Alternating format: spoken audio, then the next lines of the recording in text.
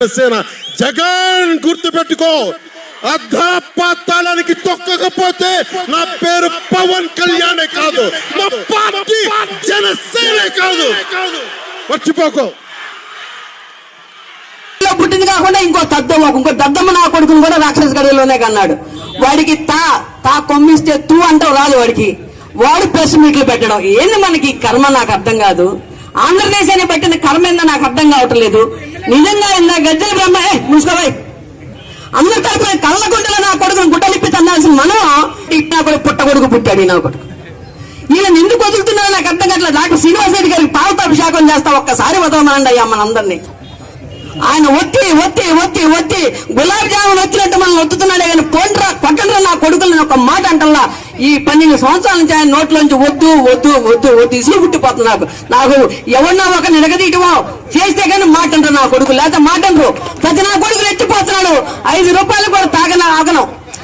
10 రూపాయలకి నా కొడుకులు బాటిల్ లాగా నా కొడుకు కూడా 5 రూపాయల బాటిల్ లాగా నా కొడుకులు కాలంలో ఎగరేస్తున్నారు. బయటకు వచ్చిన కొడకలారా, మీకు ఇష్టమైన సుచరితాన్ని ఇష్టం వచ్చని మాట్లాడేదే.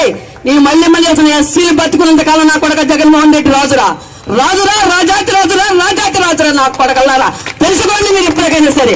సుచరితని ఇష్టం వచ్చండి మాట్లాడుతున్నారు. వాడు ఎవడ్రా వాడు? ఆ పిల్ల ఎడంగాలు కోటికి పనిచేయడం తన భర్త ఐఏఎస్ ఆఫీసర్ రా.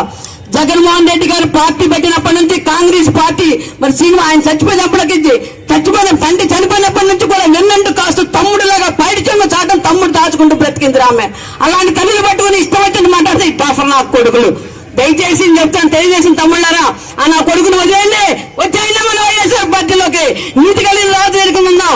మన పార్టీ ఇక్కడ నర్సరావుపేటలో పెట్టాబేడ సత్తుకుని పోయా నా కొడుకు. వాడి గురించి చెప్పనివ్వ 2 నిమిషాలు. వాడు సత్యని వెళ్ళిపోయాడు. ఎందుకు పోయాడు? సత్యని వెళ్ళి సత్యాల గురించి మాట్లాడుతున్నారు. బతికి నా కొడుకు ఏడాడా? ఆ నా కొడుకు ఏడిపోయాడు అడ్రస్ జరగటం మనకి. కాబట్టి దయచేసి గుర్తుపెట్టండి, తెలుగుదేశం తమ్ముళ్ళారా, నిన్న వంట ఎక్కడ కనబడ్డా నా మీద అటాక్ చేయాలంటే ఐఎమ్ రెడీ. వాళ్ళు వస్తే ఎప్పటికి రండి నా కొడకలారా, నాకు 1000 కోట్లకు దండలు పడతాయి. గుర్తుపెట్టుకోండి, గమనించుకొని దయచేసి చెప్తున్నాను. తెలుగుదేశం తమ్ముళ్ళకి వద్దు, కంపు జరిగింది నా పార్టీ, ఇటు వచ్చేసేయండి అందరూ. నేను మళ్ళీ చెప్తున్నాను, దయచేసి నా అందరూ దయ ఉంచి జగన్మోహన్ రెడ్డిని ఒక మాట అన్నప్పుడు ఎవరి నోటితో వస్తే వాడు నా కొడుకుని ఎడంకాలు చెప్పు తీసుకుని కొట్టడం తర్వాత చూసుకుంటారు. మన నీతి మంత్రి డాక్టర్ శ్రీనివాస్ రెడ్డి గారికి మనందరం కూడా ఒకసారి కోపంగా చెబుతామండి, అయ్యా మాకు టైం ఇయ్యా మనం బాధటానికి అని చెప్పి అడుగుతాం.